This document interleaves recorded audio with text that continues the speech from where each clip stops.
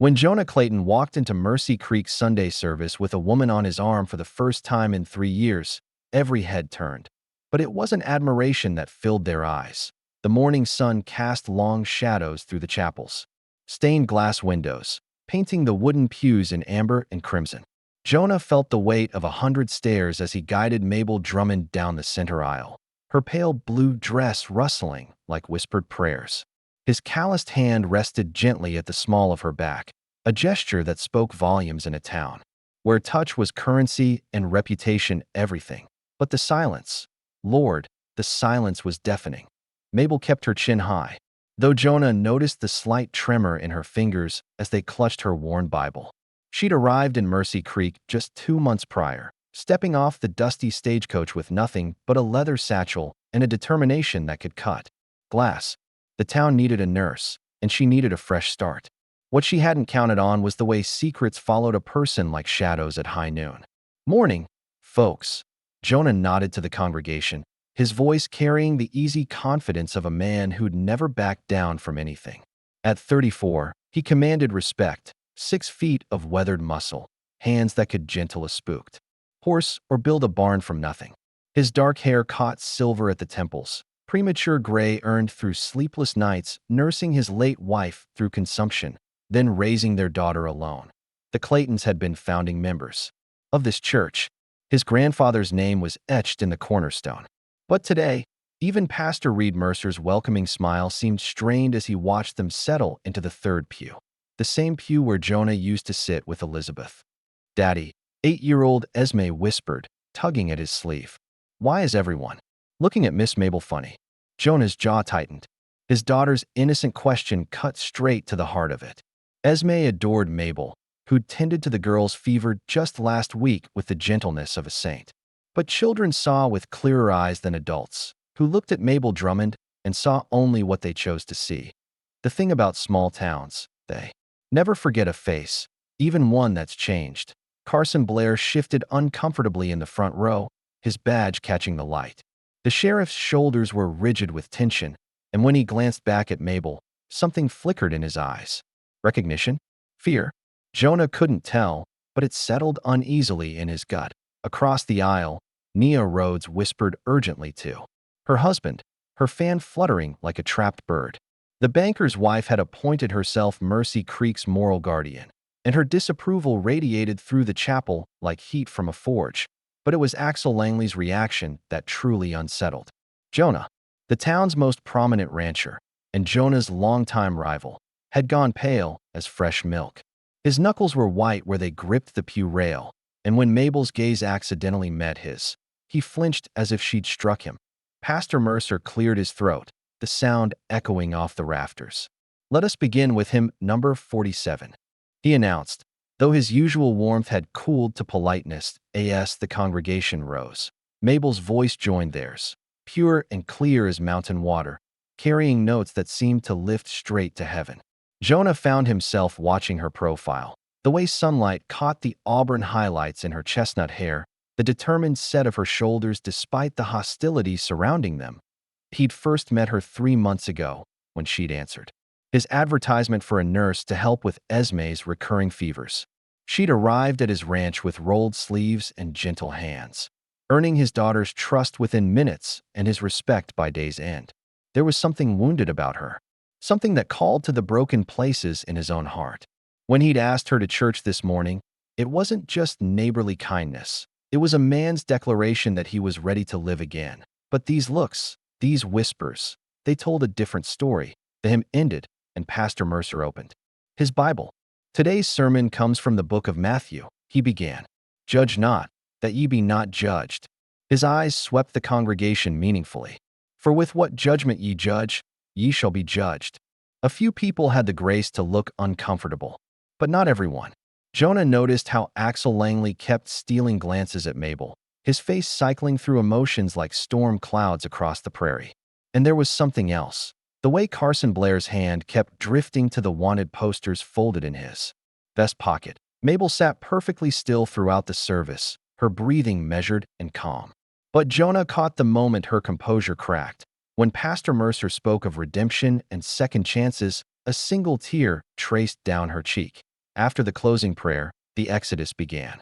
Neighbors who usually lingered to chat hurried past. With mumbled greetings, Mrs. Rhodes made a show of gathering her children close, as if Mabel carried some contagion. Only old Mrs. Holloway paused to squeeze Mabel's hand. "Pay them no mind, dear," she whispered. "Gossip is just fear wearing Sunday clothes."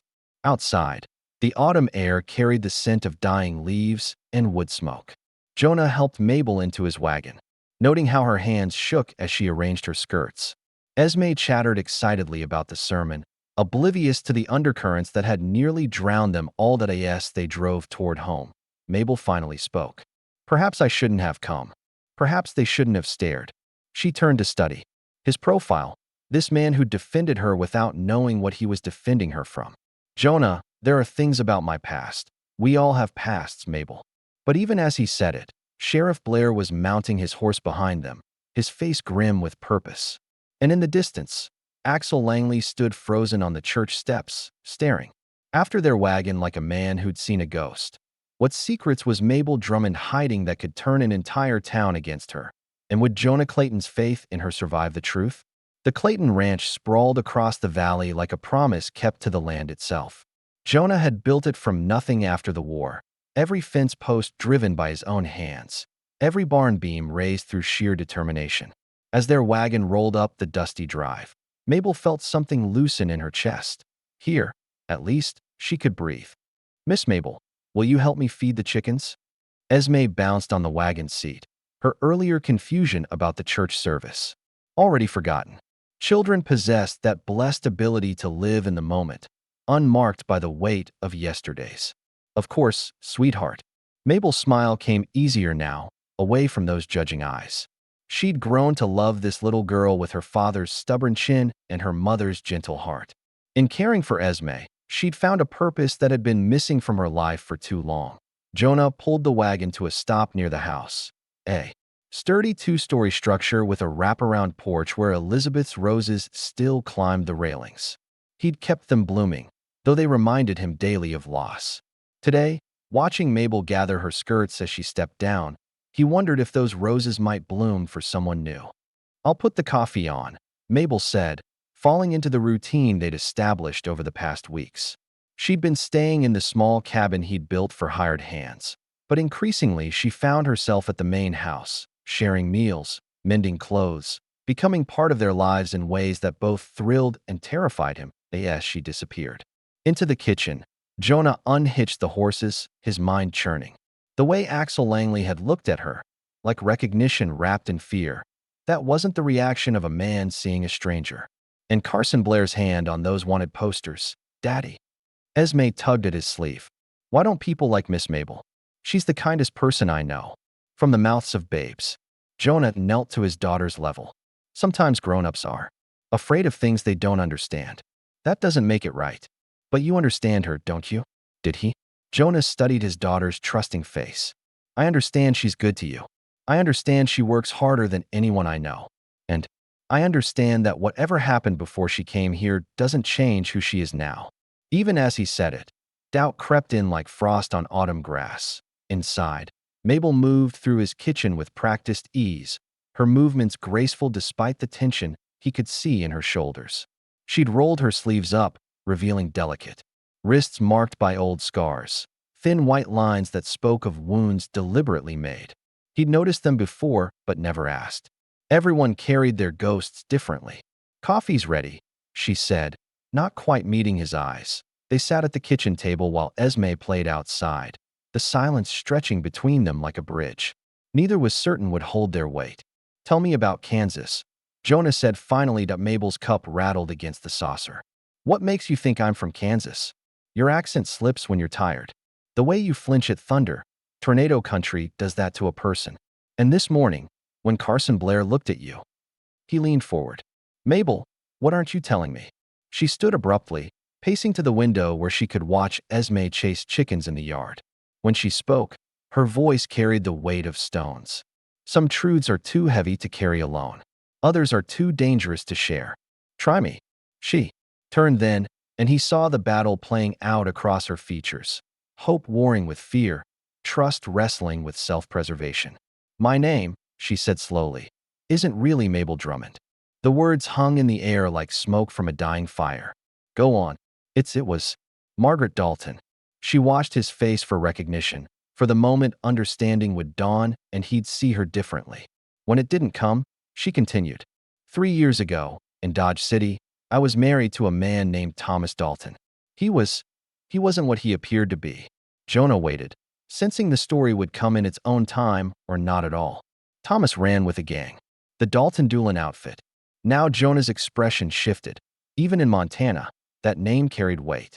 I didn't know, not at first. I thought he was a businessman, a rancher. By the time I learned the truth, I was all ready. She touched her stomach unconsciously. I was already carrying his child. The afternoon light slanted through the window, painting her in gold and shadow. Outside, Esme's laughter carried on the wind, innocent and pure. What happened to the child? Jonah's voice was gentle as rain on parched earth. Lost him at 6 months. The stress, the constant running, the fear, my body just couldn't hold on. Her voice broke slightly. Thomas said it was better that way. One less mouth to feed. One less weakness for the law to exploit. Jonah felt anger rise in his chest like a flood. Any man who could speak so callously about his own child. I tried to leave him then, Mabel continued. But wives of wanted men don't just walk away. I knew too much, had seen too much. So I planned. I saved money, learned nursing from an old woman in the gang who'd patched up gunshot wounds. And one night, when they were all drunk on their latest score, I ran. She moved back to the table, her hands shaking as she lifted the coffee cup. I've been running ever since. New name, new life, always looking over my shoulder. Is Thomas still alive? I don't know. Last I heard, there was a shootout with the law near the Colorado border. Some of the gang died, others scattered. She met his eyes. But Axel Langley knew me. I saw it in his face this morning. And if he knows, a horse's hoofbeats in the yard cut her short. They both moved to the window to see Sheriff Blair dismounting, his expression grim as winter. Mabel. Jonah's voice was steady, decisive. Whatever happens, you're under my protection. You understand. Tears spilled down her cheeks. Jonah, you don't know what you're saying. I know exactly what I'm saying. The knock on the door came sharp and official. Esme ran up from the chicken coop, her face bright with curiosity. Sheriff Blair, are you here to see Daddy? Carson Blair tipped his hat to the little girl, but his eyes were already seeking the house, seeking the woman inside. That's right, sweetheart. Is your daddy home? As Sheriff Blair's boots echoed on the porch steps, Mabel Drummond, or Margaret Dalton, faced the moment she'd been running from for 3 long years, Sheriff Carson. Blair stood in Jonah's doorway like judgment incarnate, his badge catching the afternoon light. Behind him, the Montana sky had begun to darken with clouds that promised an early winter storm, fitting weather for the reckoning that had finally arrived. Afternoon, Jonah. Blair's voice carried the weight of duty and reluctance in equal measure. He'd known Jonah since they were boys, had stood beside him at Elizabeth's funeral, had watched him rebuild his life from ashes. What he was about to do would test a friendship forged in childhood and tempered by shared grief. Carson. Jonah stepped onto the porch, positioning himself between the sheriff and his house. A subtle but clear message. What brings you by? Blair's eyes flicked to the window where Mabel's silhouette was visible. Think you know why I'm here? Do I? The two men studied each other. Old friends now standing on opposite sides of a divide neither had chosen. In the yard, Esme continued playing with the chickens, blissfully unaware that her world was about to shift on its axis. Got a telegram. This morning, Blair said finally, pulling a folded paper from his vest. From Marshall Hendricks down in Dodge City. Seems they've been tracking a woman named Margaret Dalton, wife of Thomas Dalton, the outlaw. He paused, letting the words settle. She's wanted for questioning in connection with a bank robbery that left 3 men dead. Jonah felt the blood drain from his face, but his voice remained steady. That's so. Description matches your Miss Drummond pretty closely. Auburn hair, green eyes, about 25 years old. Got a scar on her left wrist from what looks like a knife wound. Blair's expression softened slightly. Jonah, I've got to ask her some questions. Inside the house, Mabel pressed herself against the wall beside the window, her heart hammering against her ribs. She'd known this day would come, had lived with the certainty of it like a stone in her chest. But knowing and experiencing were two different beasts entirely. The robbery Blair mentioned. She remembered it with sickening clarity. Thomas and his men had ridden out that morning, promising they'd only hit the bank safe, that no one would get hurt. But promises from outlaws were worth less than spit in a windstorm. When they'd returned that night, blood on their clothes and death in their eyes, she'd known her last chance at innocence had died with those three men. She hadn't pulled any triggers, hadn't even known about the plan. But she'd sewn their wounds afterward, had helped them count the stolen money, had kept their secrets while good men lay in graves. In the eyes of the law, that made her as guilty as any of them. She in there? Blair asked. Though he already knew the answer, Jonah's jaw set like granite. What exactly are you accusing her of, Carson? Not accusing. Questioning. There's a difference. But Blair's hand rested on his gun, but not threatening, but ready. 20 years of law enforcement had taught him that cornered people did unpredictable things. The marshal's description was real specific, Jonah, down to a birthmark on her right shoulder shaped like a crescent moon. That detail hit like a physical blow. Only someone who'd seen Mabel undressed would know about that mark, and there were precious few people who fit that description. The betrayal cut deep. Someone from her past had talked. The front door opened, and Mabel stepped onto the porch. She'd changed from her Sunday dress into a simple brown skirt and white blouse. As if preparing for a journey she'd always known she'd have to take. Her face was pale but composed, her spine straight as a lodgepole pine.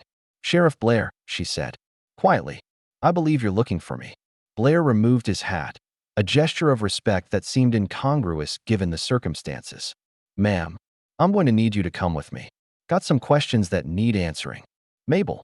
Jonah stepped toward her, but she held up a hand to stop him. "It's all right, Jonah." Her voice was steady, though her hands trembled slightly. "I knew this day would come. Like hell, it's all right." Jonah turned to Blair, his voice rising. "You've known this woman for months, Carson. You've seen how she cares for folks, how she tends to the sick without asking for payment. Whatever happened in Kansas, 3 men are dead, Jonah." Blair's voice cut through the air like a blade. "Good men with families. A bank clerk named Samuel Morrison who was 2 weeks from retiring. A customer who just happened to be making a deposit to pay for his daughter's wedding dress. A teller who tried to protect the others and caught a bullet for his trouble. Each name landed like a stone in Mabel's chest. She'd never known their names before.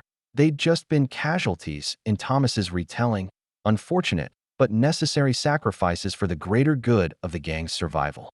Hearing them now, imagining their families, their dreams cut short, it was almost more than she could bear. "I didn't kill anyone," she said, her voice barely above a whisper. "Maybe not, but you were there. You knew about it. And according to my information, you helped patch up the shooters afterward." Blair's expression was sympathetic but unyielding. "That makes you an accessory." "What information?" Jonah demanded. "Who told you that?" Blair hesitated, then sighed. "Axel Langley. Came to see me right after church. Seems he recognized her from a wanted poster he saw in Denver last spring. Says he's certain she's Margaret Dalton." The betrayal cut deeper than expected. Mabel had wondered if Langley might remember her. Their paths had crossed briefly in Colorado, when Thomas's gang had hidden out on land Langley was surveying for a cattle deal. But she'd hoped the years had changed her enough, that the frightened girl she'd been had been buried deep enough to stay hidden. "Axel Langley's got his own reasons for wanting me gone," Jonah said darkly. "He's been after my water rights for years, and he knows the only way I'd ever consider selling is if something happened to make staying impossible." "That may be true," Blair conceded. "But the description matches, Jonah. Right down to details that ain't on any wanted poster." He looked at Mabel with something approaching gentleness. "Ma'am, I'm hoping you'll come peaceful-like. For the little girl's sake, if nothing else." As if summoned by his words, Esme came running up from the chicken coop, her face bright with excitement.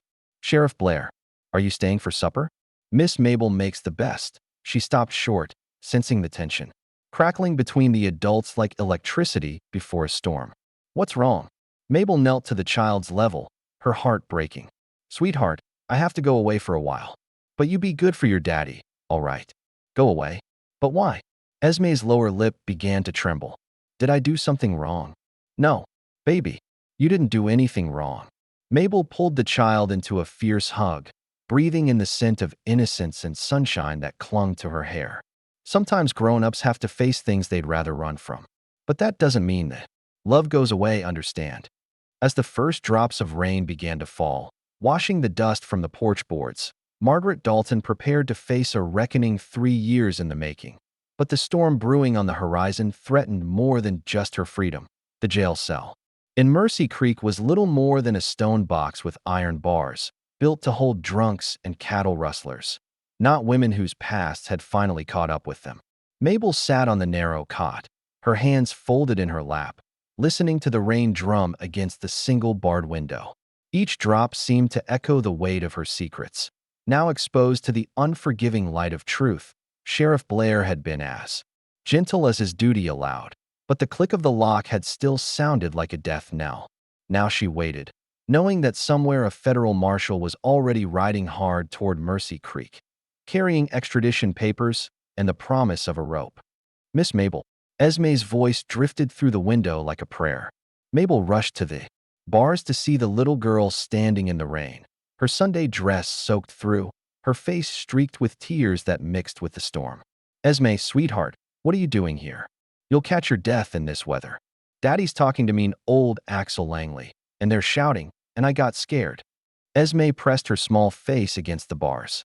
"I don't understand why you're in the bad place." "You're not bad." From the sheriff's office came the sound of raised voices, Jonah's familiar baritone clashing with Axel Langley's nasal whine. Mabel could make out fragments. "Lying snake. Wanted criminal. My daughter. Listen to me, Esme." Mabel reached through the bars to cup the child's wet cheek. "Sometimes people do things they're not proud of because they're scared or desperate. That doesn't make them bad people, but it does mean they have to face consequences. Did you do something bad?" The question hung in the air between them, innocent and devastating. How do you explain to an 8-year-old that sometimes survival requires compromise? That love can make you complicit in things that haunt your dreams. "I made choices," Mabel said carefully, "that I wish I could change. But I can't. All I can do now is try to make things right." The office door burst open, and Jonah stormed out, his face dark as the storm clouds overhead. Behind him came Axel Langley, his pale eyes gleaming with satisfaction, and Sheriff Blair, looking like a man caught between duty and friendship. "Esme, what in blazes are you doing out here?" Jonah scooped up his daughter, sheltering her from the rain. His eyes found Mabel through the bars, and she saw the war raging there, love battling, doubt, faith wrestling with the weight of evidence. "She came looking for answers," Mabel said quietly. "Same as everyone else." Langley stepped forward, his thin lips curved in something that might have been a smile if it held any warmth. "Well, now she has them. Her precious Miss Mabel is nothing but a common outlaw's whore." The words hit like a physical blow. Jonah's entire body tensed, and for a moment Mabel thought he might strike Langley down right there in the street. Instead, he turned to Blair. "Get her out of the rain, Carson. She's staying at my place tonight." "Now hold on," Langley protested. "That woman is a dangerous criminal. That woman," Jonas said, his voice deadly quiet, "has been nothing but kind to my daughter and respectful to me. Whatever she was before she came here doesn't change what I've seen with my own eyes." "What you've seen," Langley sneered, "is what she wanted you to see. These people are masters of deception, Jonah. They prey on decent folks' sympathy until they can rob them blind." Blair stepped between the two men before violence could erupt. "Enough. Jonah, take Esme home and get her warm. Axel, you've done your civic duty. Now let me do mine." He turned to Mabel, keys already in hand. "Ma'am, I'm releasing you into Mr. Clayton's custody until the federal marshal arrives. But if you try to run, I won't run," Mabel said, and meant it. She was tired of running, tired of looking over her shoulder, tired of building a life on lies. "I give you my word." Langley's face flushed red. "This is outrageous. You're letting a known criminal walk free based on the word of a man who's obviously been bewitched by her feminine wiles. Careful, Axel." Jonah's voice carried a warning that made the older man step back. "You're talking about the woman I intend to marry." The words fell into the storm like lightning, illuminating everything in stark, brilliant clarity. Even Mabel gasped, her hand flying to her throat. They'd never spoken of marriage, had barely acknowledged the growing attraction between them. But here, in the midst of crisis, he was declaring his intentions to the world. "Daddy." Esme looked between the adults, confusion clear on her young face. "You're going to marry Miss Mabel? If she'll have me," Jonas said, his eyes never leaving Mabel's face. "A man knows quality when he sees it, and I've seen enough to last a lifetime." The cell door swung open, but Mabel remained frozen. This wasn't how she'd imagined this moment. Not with the law breathing down her neck, not with the whole town watching, not with the specter of Thomas Dalton's violence hanging over them all. "Jonah," she whispered, "you can't possibly mean that. Not now, not knowing what you know." "I mean every word." He stepped into the cell, heedless of propriety or the watching crowd. "I've been dead for 3 years, Mabel. Dead to everything but duty and grief. You brought me back to life. You brought light back into this house, laughter back to my daughter's days. Whatever mistakes you made before, whatever sins you're carrying, they don't change that. But the marshal will face that when it comes." Together, Mabel felt tears mixing with the rain on her cheeks. This good man was offering her everything she dreamed of and thought she could never have.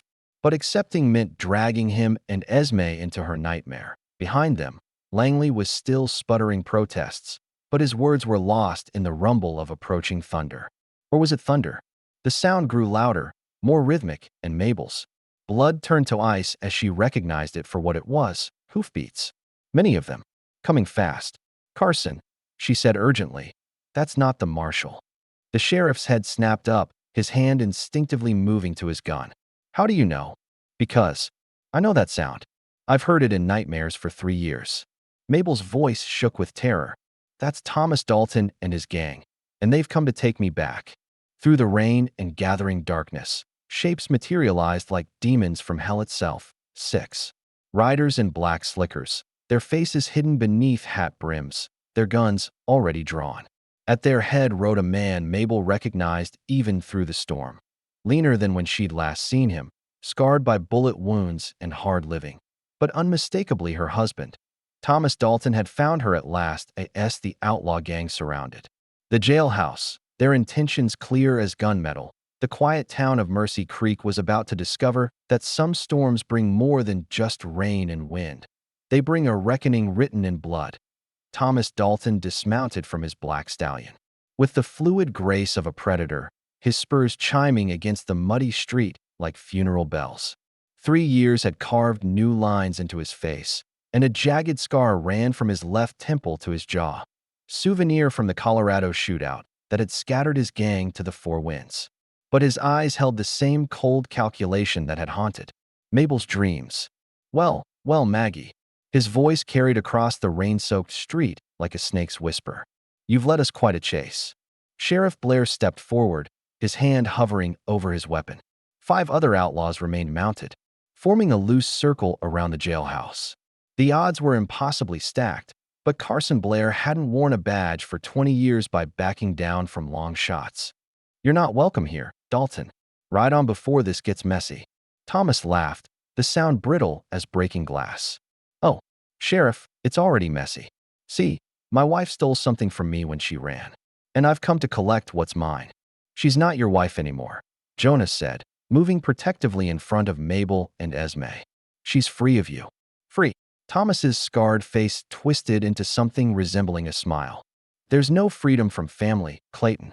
Till death do us part. Wasn't that the vow, Maggie?" Mabel stepped forward, her fear transforming into something harder, more dangerous.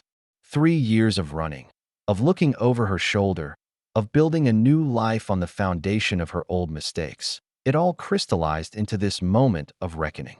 "I won't go with you, Thomas." "Oh, but you will. See, we've got unfinished business. That money you helped us take in Dodge City? Turns out the bank president's son is now a territorial judge. He's put a $5,000 bounty on my head, dead or alive." Thomas's smile turned predatory. "But bounty hunters don't collect on dead wives who can testify. You're my insurance policy, Maggie. My guarantee of safe passage to Mexico." The rain had intensified, turning the street into a muddy river. Lightning split the sky, illuminating the scene in stark black and white. good and evil facing off while heaven itself seemed to weep. I said no. Mabel's voice rang clear despite the storm. I've found my home here, Thomas. I've found love and peace and a purpose beyond patching up your bullet wounds and keeping your bloody secrets. Your home. Thomas gestured dismissively at the small town around them. This collection of hypocrites and failures? I saw how they looked at you in church this morning, Maggie. The moment they learned who you really are, they turn on you faster than rabid dogs. That's not love, that's convenience. He wasn't entirely wrong, and they all knew it. The congregation's reaction had been swift and merciless. They're Christian. Charity evaporating the instant Mabel's past was exposed. But as if summoned by the devil's words, figures began emerging from doorways and alleys throughout the town. Pastor Reed Mercer appeared first, his Bible clutched in one hand and his hunting rifle in the other. Behind him came Mrs. Holloway, the elderly widow who'd shown Mabel kindness after church. Then others, the blacksmith, the general store owner, even some of the women who'd whispered and stared that morning. Seems you're wrong about that, Jonah said quietly. This town takes care of its own. Thomas's confidence flickered for the first time. He'd counted on facing a sheriff and one stubborn rancher. Not half the population of Mercy Creek armed with righteous indignation and Winchester rifles. Stand down, he barked to his men, but it was too late. The youngest outlaw, spooked by the growing crowd, fired a wild shot that shattered the jailhouse window. The sound triggered a chain reaction. Blair drew his weapon, Jonah dove to shield. Esme, and the street erupted into chaos. Mabel found herself pressed against the jailhouse wall, watching the man she'd once feared above all others reduced to a cornered animal. Thomas was screaming orders, but his gang was already breaking apart. One outlaw fell to Blair's carefully aimed shot. Another wheeled his horse and fled into the storm. The careful predator who'd tracked her across 3 states was discovering that cornered prey sometimes found claws. Enough, Thomas roared, pressing his gun to the head of a townsman who'd ventured too close. Everybody drops their weapons, or this man dies. The street fell silent except for the drumming rain and the hostages' terrified breathing. Thomas's wild eyes found Mabel across the battlefield. You come with me now, Maggie, or I start killing these good Christian folks one by one. Starting with the little girl. His gun swung toward Esme, and something inside Mabel snapped. 3 years of running, of guilt, of trying to atone for her past while building something better. It all culminated in this moment of absolute clarity. Let him go, Thomas. She stepped into the open street, her hands raised. You want me? I'm here. But you leave these people alone. Mabel, no. Jonah started toward her, but she shook her head. This is my choice, Jonah. My past, my responsibility. She walked slowly toward Thomas, each step measured and deliberate. But first, you let the man go. Show these people you're capable of one decent act. Thomas's laugh was bitter. Decent? After everything they put us through? After the way they looked at you this morning? But his grip on the hostage loosened slightly. They looked at me that way because I gave them reason to. Mabel said, because I carried your darkness so long it became part of me. But they're not you, Thomas. They're capable of forgiveness, of second chances. They're capable of love. She was close enough now to see the madness flickering behind his eyes, the desperation of a man who'd lost everything and was grasping at ghosts. You don't have to do this. We can both walk away. You can disappear into Mexico, and I can stay here and build something good from the wreckage we made. For a heartbeat, she thought she'd reached him.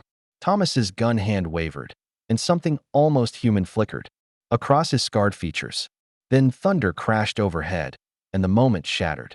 Too late for redemption, Maggie. For both of us.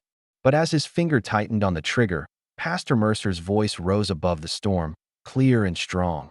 Judge not, that ye be not judged. For with what judgment ye judge, ye shall be judged. The words seemed to hang in the rain-soaked air, and in that split second of hesitation, Sheriff Blair's shot found its mark. Thomas Dalton crumpled to the muddy street, his reign of terror ended by the very law he'd spent his life defying.